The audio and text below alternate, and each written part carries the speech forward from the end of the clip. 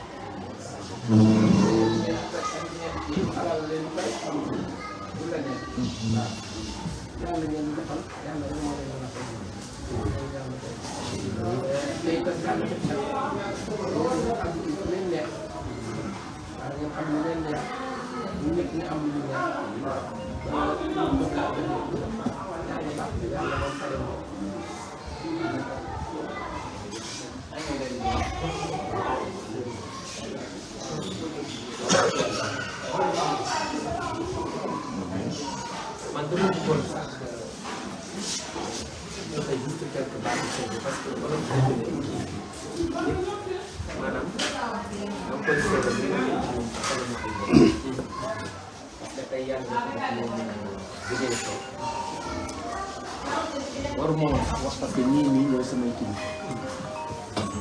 mais yàlla dafa def ma jege trop Ousmane ñoom it aussi jege ko trop ñu xam ci moom lu bari Ousmane bi door a ji en 2006 dafa ñëw mu ne ma ah petit frère man de rajo ma ne ko dégg naa ko fekk mu fekk ma tribunal mu ne ma rajo nañ ma de mais yàlla baax na ma ne ko yàlla mu ngi mu ne ma ne ko am nga xaalis mu ne ma sama compte bi defe naa 85 000 moo ci ma jël xaalis bi ko def mu sànni ko ci suuf boobu mu ngi am compte EGBS mu ne ma 85 000 moo ci mu nekk inspecteur principal des impôts et domaines. Il a été radié, alors qu'il avait dans son compte pour faire une somme de 85 000 francs dans son compte logé à la justice. Après cela,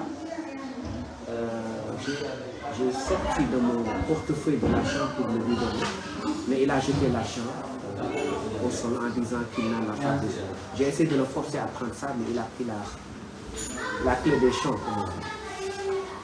Après cela, il a été victime de beaucoup d'injustices.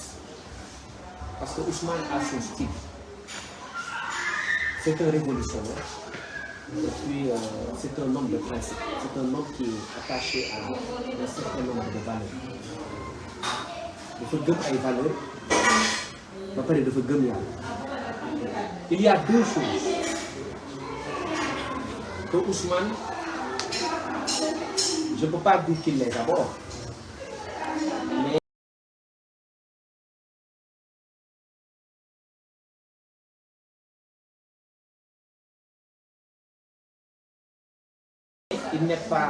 il n'est ni pense, certains disons, pensent qu'il a des ambitions démesurées en termes de conquête de pouvoir.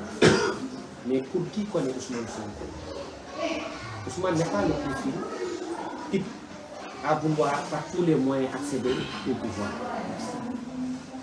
Il a un détachement très marqué vis-à-vis du pouvoir et de l'argent. Je vous donne un petit exemple. C'est pourquoi il est difficile de se battre contre nous.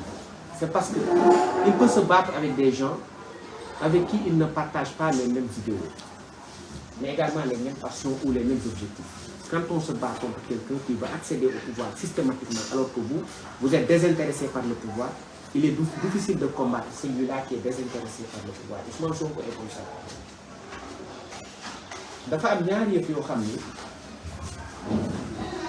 moom intéressé wu ko muy pouvoir ak alal keroog dama fa dem ma jël sama kalpe ba ma jëlee sama kalpe parce que su ma toogee comme fii laa koy def ci ginnaaw daf may gêner du ma am confort ma jël kalpe bi teg ko mu ne ma ah sa waay yow sa waay yow da nga yàgg yow ku yàgg mooy ko lu tax mu ne ma parce que man kalpe ça fait des années xaw ma kalpe musuma pratiquement man du ma utiliser kalpe ma ne ko mais yow dans ce cas comment est-ce que tu fais pour vivre mu ne yàlla rek donc ñi koy xeex xamuñu ko Ousmane xol bi dafa rafet dama koy giiñ ci Serigne Touba kenn gënu ko xol man de tuuti naa trop ci conseil président Macky Sall parce que xale la ndaw laa rek man ñoom ñëpp peut-être ñooy sama kii mais li ma mën a wax mooy bu xamoon Ousmane Sonko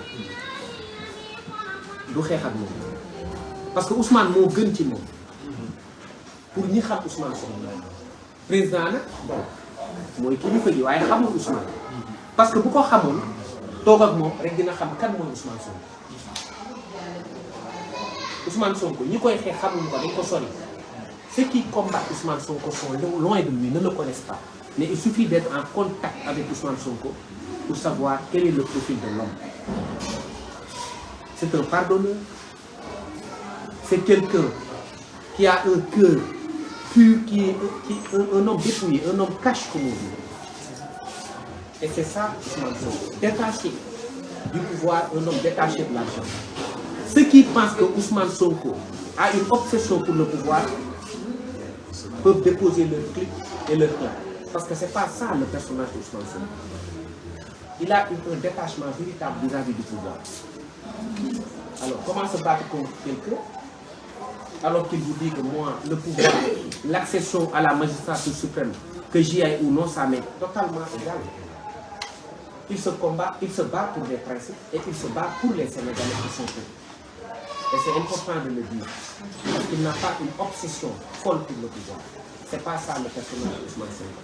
Ousmane est quelqu'un de généreux. Il suffit de lui parler pour savoir qu'il y a peut-être une sorte de dichotomie entre Ousmane Sonko politicien et Ousmane Sonko père de famille. C'est quelqu'un qui est tellement simple, quand il me voit, ah, maintenant, c'est comme ça qu'il parle.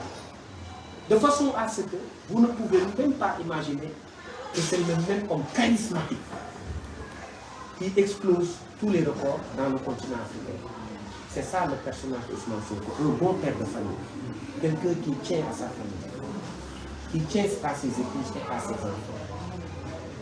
Un homme affable, un homme sans histoire.